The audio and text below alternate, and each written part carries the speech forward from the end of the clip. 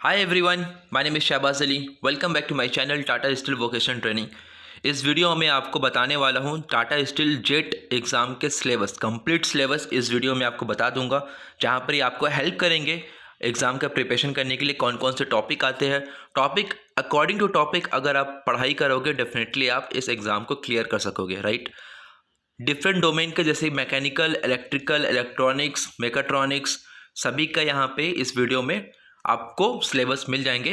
Video को and तक ज़रूर देखना, काफ़ी इन्फॉर्मेशन है यहाँ पे, काफ़ी अंडरस्टैंडिंग, और मैं बताऊंगा किस तरीके से प्रिपरेशन करना है। स्टार्ट करते हैं वीडियोस को। देखिए, टाटा स्टील जेईटी का अपने एप्लीकेशन फॉर्म फिल कर चुके होंगे, आपको मेल भी आ चुका होगा, राइट। जो टाटा स्टील के ऑर्गेनाइजेशन है वो टाटा स्टील लिमिटेड होते हैं।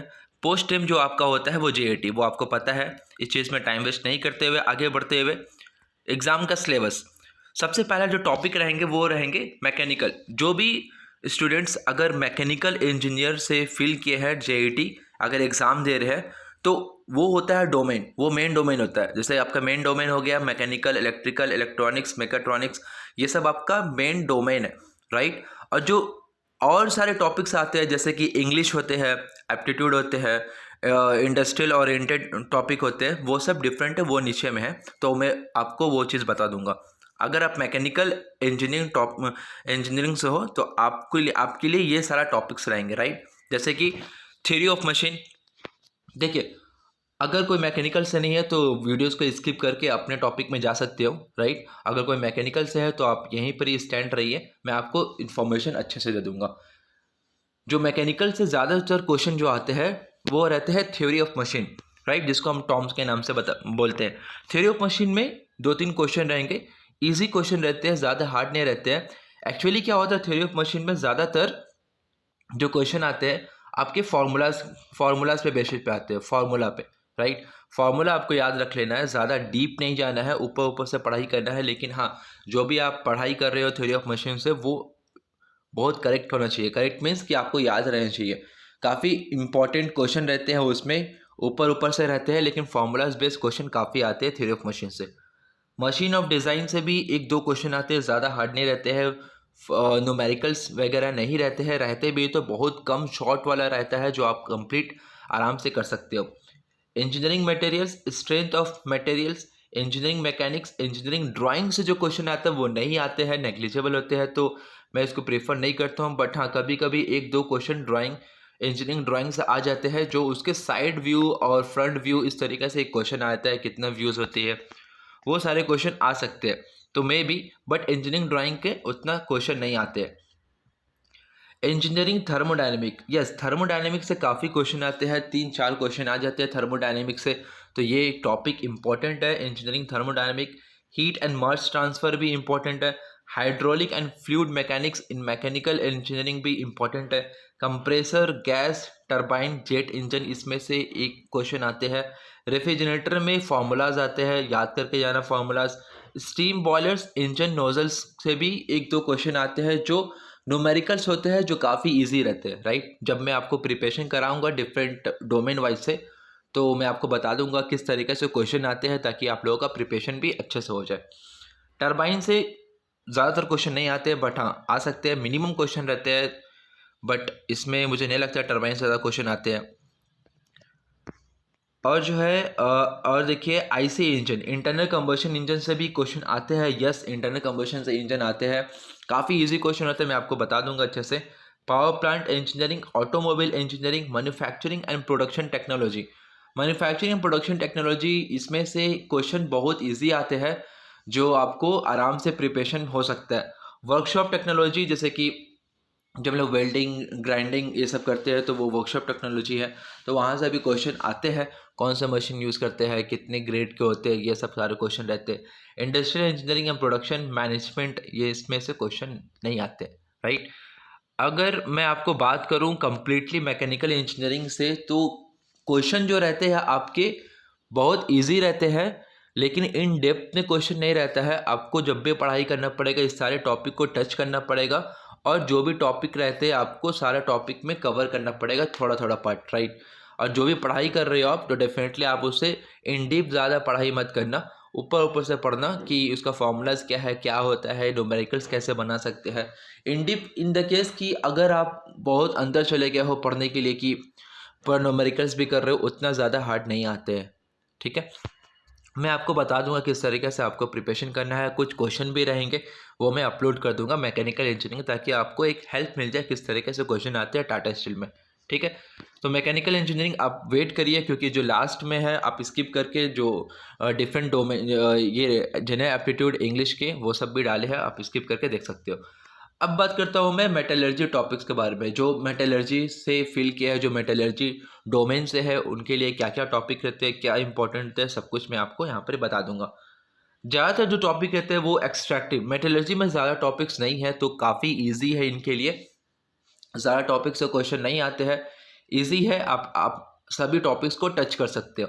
Extractive metallurgy, iron and steel making. देखिए, आयरन एंड स्टील मेकिंग में आपको पूछ सकता है परसेंटेज ऑफ कार्बन का। ठीक है, इसमें काफ़ी होता है आयरन एंड, आपने डायग्राम पढ़ा होगा आयरन एंड कार्बन डायग्राम का, तो उसमें कार्बन परसेंटेज, स्टील का परसेंटेज, सब कुछ रहता है उसमें, फेराइट, मैग्नेटाइट, सब कुछ रहेगा।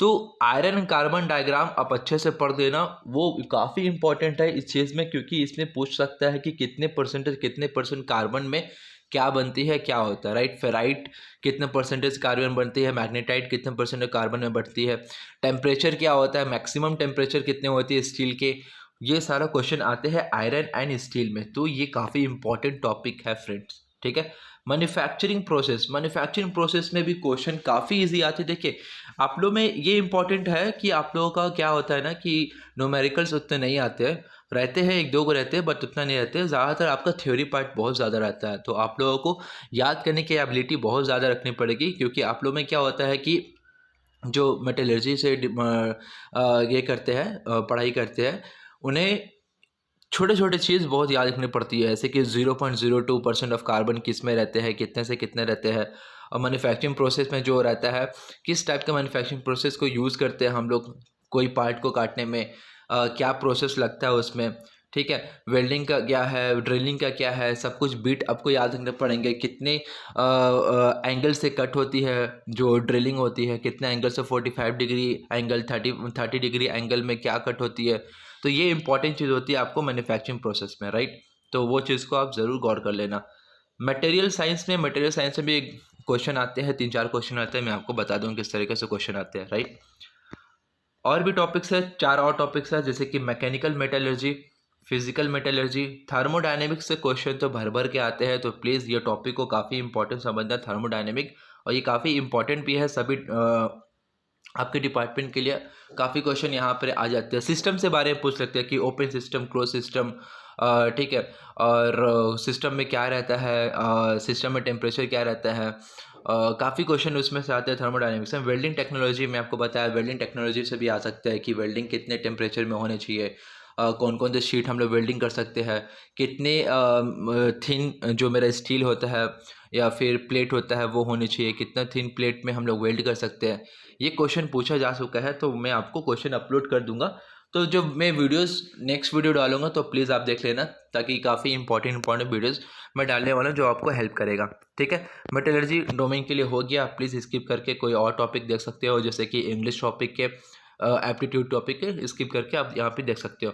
अब मैं बात करने वाला हूँ इलेक्ट्रिकल इंजीनियरिंग के लिए, राइट। तो जो भी स्टूडेंट्स है इलेक्ट्रिकल के लिए, प्लीज़ यहाँ पे रुक जाइए, ये काफ़ी इंपॉर्टेंट होने वाली है आपके लिए, क्योंकि जो भी सिलेबस है, आपको जो टॉपिक्स है इसमें से ही आते हैं, ज़्यादा हट के नहीं आते हैं। तो अगर मैं बात करूँ इलेक्ट्रिकल इंजीनियरिंग के लिए, तो काफ़ी टॉपिक रहते हैं इलेक्ट्रिकल के लिए, ये आपको ही पता है, राइट। काफ़ी हार्ड रहते हैं इलेक्ट्रिकल के, जैसे कि फुल फ्री मॉक टेस्ट मैं आपको करा दूंगा, ये आपका टॉपिक नहीं है, मैं आपको करा दूंगा mock test. Analogue and digital communication, ठीक है, एनालॉग एंड डिजिटल कम्युनिकेशन, आप लोगों को ही पता होगा। Analogue electronics control system, digital electronics. देखो यार, मैं इलेक्ट्रिकल से नहीं हूँ, तो इस टॉपिक के बारे में मुझे पता है, बट उतना ज़्यादा पता नहीं है, क्योंकि मैं खुद एक मैकेनिकल इंजीनियरिंग हूँ, तो कुछ पार्ट मुझे इलेक्ट्रिकल का पता रहता है, तो मैं उस चीज़ को हेल्प कर सकता हूँ। बट हाँ, अगर मैं बात करूँ क्वेश्चन का जो टाटा स्टील में आते हैं, जेट में आते हैं, मैं ज़रूर आपको हेल्प करूँगा, क्योंकि काफ़ी क्वेश्चन है मेरे पास इलेक्ट्रिकल का, जो प्रीवियस ईयर के जो स्टूडेंट्स थे टाटा स्टील में, उनके पास जो आए थे मेरे पास है। मैं वो अपलोड कर दूंगा तो आप लोगों को एक हेल्पफुल मिल जाएगा किस तरह क्वेश्चन आते हैं, right. Electrical circuit, electrical measurement, ये इंपॉर्टेंट टॉपिक है। Electrical drive, electrical machine, electromagnetic fields, इसमें जो क्वेश्चन आते हैं फ्रेंड्स, क्योंकि इससे पहले जो मैं प्रिपरेशन कराया था स्टूडेंट्स के लिए, तो इलेक्ट्रोमैग्नेटिक फील्ड से क्वेश्चन आए थे। इजी क्वेश्चन थे, ज़्यादा हार्ड नहीं थे, तो प्लीज़ इस टॉपिक को ज़्यादा स्ट्रॉन्ग आप ले लेना। इंजीनियरिंग मटेरियल से भी आते हैं question. Heating and welding, illumination, micro processor, power electronic, power system, ये सारे टॉपिक जो है आपके काफ़ी इंपॉर्टेंट होने वाले हैं, तो प्लीज़ इस चीज़ को नेग्लेक्ट मत करना। आप काफ़ी इंपॉर्टेंट टॉपिक होने वाली है ये चारों, ठीक है। And I think micro processor से, पावर इलेक्ट्रॉनिक से आई थिंक ज़्यादा आती है, पावर सिस्टम से भी एक दो क्वेश्चन आ जाते हैं। तो कौन कौन से क्वेश्चन आते हैं टाटा स्टील में, मैं वो चीज़ को अपलोड कर दूंगा एक डेमो के लिए, ताकि आपको एक एनालाइज हो जाए कि किस तरीके से क्वेश्चन टाटा स्टील में आते हैं, ठीक है। अगर आप न्यू स्टूडेंट हो ज़रूर सब्सक्राइब कर लेना ताकि नेक्स्ट वीडियो का आपको नोटिफिकेशन मिल जाए। अगर मैं बात करूं सेकंड टॉपिक के लिए, और हाँ इलेक्ट्रिकल, अगर आप ये वीडियो देख चुके हो स्किप करके आप आगे जाइए, वहाँ पर ही इंग्लिश का है, और भी डोमेन जनरल एप्टीट्यूड का है, और इंडस्ट्रियल ओरिएंटेड लर्निंग के लिए, तो वहाँ पर ही आप टॉपिक देख सकते हो किस तरीके से टॉपिक आएगी। आप स्क्रीनशॉट ले सकते हो। अगर आपको PDF चाहिए तो प्लीज़ आप मुझे कमेंट कर देना, मुझे टेलीग्राम में ज्वाइन कर लेना, वहाँ पर मैं PDF दे दूँगा। मैं बात करूं, अगर आप इलेक्ट्रॉनिक्स के लिए, जो भी स्टूडेंट्स अभी तक इलेक्ट्रॉनिक्स इंजीनियरिंग में आ चुके हैं, मीन्स जो इलेक्ट्रॉनिक्स इंजीनियरिंग में है और ये देख रहे हैं, तो आपका जो टॉपिक होने वाला है वो काफ़ी एक्सपैंड होने वाला है, काफ़ी ज़्यादा है। आई डोंट नो वाई, क्यों आपके जो टॉपिक है, आप लोगों का टॉपिक भी हार्ड है और काफ़ी टॉपिक्स भी है, तो आपको प्रिपरेशन भी उस तरीके से स्टार्ट कर देना चाहिए, राइट। ठीक है, जो इलेक्ट्रॉनिक्स के स्टूडेंट्स हैं प्लीज़ यहाँ पे होल्ड ऑन कर लीजिए इस वीडियोस में, बाद में स्किप कर लेना। काफ़ी इंपॉर्टेंट टॉपिक है, अगर स्क्रीनशॉट लेना चाहते हो ले सकते हो, लिखना चाहते हो, मेरा यही रहता है कि जो भी टॉपिक मैं बता रहा हूँ कॉपी निकाल के टॉपिक को लिख लो, ताकि आपको एक कंप्लीट इन्फॉर्मेशन मिल जाए टॉपिक के बारे में। अगर आपको टॉपिक के बारे में पता रह जाएगा तो आपको प्रिपरेशन करने में दिक्कत नहीं होती है, आप यहाँ वहाँ भटकोगे नहीं, ठीक है। मैं बात करता हूँ अगर टॉपिक के बारे में, तो देखिए जो रहेगी आपकी वोल्टेज एंड करंट, ये आपको पता है कि इलेक्ट्रॉनिक्स में ज़्यादातर वोल्टेज एंड करंट में क्वेश्चन आ सकते हैं। Parallel circuit, capacitor, RLC circuit, operational amplifier, ठीक है। जो वोल्टेज एंड करंट है उसमें से फॉर्मूलाज आते हैं, ठीक है। पैरेलल सर्किट में इसमें से एक दो क्वेश्चन आ सकते हैं, कैपेसिटर में इसमें भी एक दो क्वेश्चन आ सकते हैं, न्यूमेरिकल्स भी हो सकते हैं। RLC circuit and resonance formulas आते हैं, ठीक है, फार्मूलाज भी आ सकते हैं और एक दो न्यूमेरिकल्स भी आ सकते हैं। ओम्स लॉ, देखिए काफ़ी टॉपिक है तो मैं आपको बस ऊपर कर दे रहा हूँ, आप प्लीज़ नोट कर लेना, फटाफट नोट कर लो क्योंकि काफ़ी इंपॉर्टेंट टॉपिक है आपके लिए। Ohm's law, alternative current end voltage, RL circuit, time resonance, basic OPM circuit, measurement, converter and control, ये सब में से आ सकते हैं आपके टॉपिक में, ठीक है। काफ़ी है। Alternative current and direct current, जिसको हम AC और DC बोलते हैं, तो AC और DC से भी क्वेश्चन आ सकते हैं, ठीक है। BJT इसको बोलते हैं बाइपोलर जंक्शन ट्रांजिस्टर, ठीक है। Thyristor and transducer and number system and code, देखिए नंबर सिस्टम एंड कोड में क्वेश्चन आते हैं, 3 क्वेश्चन रहते हैं नंबर सिस्टम एंड कोड्स में, तो ये आपको हेल्पफुल कर जाएगा मार्क्स उठाने के लिए, ठीक है। लॉजिक सर्किट एंड सिंप्लीफिकेशन, इसमें से अप्रॉक्सीमेट एक क्वेश्चन आते हैं लेकिन नहीं आते हैं मेरे नॉलेज के अकॉर्डिंग। प्रोग्रामेबल लॉजिक डिवाइस में से भी 3-4 क्वेश्चन आ सकते हैं। कॉम्बिनेशन लॉजिक सर्किट देख लीजिए, काफ़ी इंपॉर्टेंट है, यहाँ पर ही आप प्लीज़ देख लीजिए क्योंकि काफ़ी लंबा वीडियोस हो जाएगा, आप प्लीज़ नोट कर लीजिए। Combination logic circuit, sequential logic circuit, series parallel circuit, inductor, ये सारा है, प्लीज़ स्टॉप करके आप नोट कर लेना। वीडियोज़ को मैं ऊपर करते जा रहा हूँ, काफ़ी लंबे टॉपिक है आपकी, इसलिए मैं बता रहा हूँ।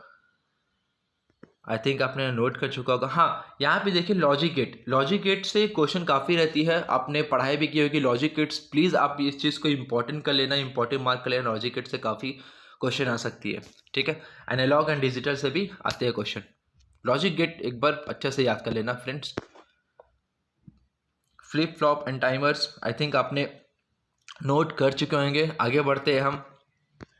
अब जो है जनरल एप्टीट्यूड, जो सभी के लिए क्या है, कॉमन है, सभी डोमेन के लिए कॉमन है जनरल एप्टीट्यूड। यहाँ पे जनरल एप्टीट्यूड में क्या क्या आ सकते हैं, अरिथमेटिक, अलजेब्रा, जियोमेट्री, मेंसुरेशन, ये 4 है। और भी नीचे है, प्लीज़ आप चीज़ को नोट कर लेना, मेंसुरेशन, ट्रिग्नोमेट्री, डेटा इंटरप्रिटेशन। ठीक है, ये जो क्वेश्चन है जनरल एप्टीट्यूड के काफ़ी इंपॉर्टेंट है टॉपिक्स। प्लीज़ इसके बारे में मैं आपको फुल डिटेल दे दूंगा, आने वाले वीडियोस में एक्सप्लेनेशन कर दूंगा किस तरीके से आपको क्वेश्चन आते हैं, किस तरीके से आपको बनाने हैं, वो सारे चीज़। इंग्लिश टॉपिक की बात करूं तो इंग्लिश टॉपिक में ज़्यादा हार्ड नहीं रहते हैं, बट हाँ कुछ कुछ टॉपिक है जो आपको थोड़ा बहुत प्रैक्टिस करने पड़ेंगे। वॉइस के बारे में उतने ज़रूरी नहीं है, मॉडल्स आप देख लेना, क्लॉज एनालिसिस भी हो सकते हैं, एडजेक्टिव इंपॉर्टेंट है, कंजक्शन काफ़ी इंपॉर्टेंट है, फ्रेज वर्ब ये उतना ज़्यादा नहीं है, इडियम्स एंड फ्रेजेस इंपॉर्टेंट है फ्रेंड्स, इडियम्स एंड फ्रेजेस काफ़ी इंपॉर्टेंट है। ठीक है, इंग्लिश टॉपिक के लिए।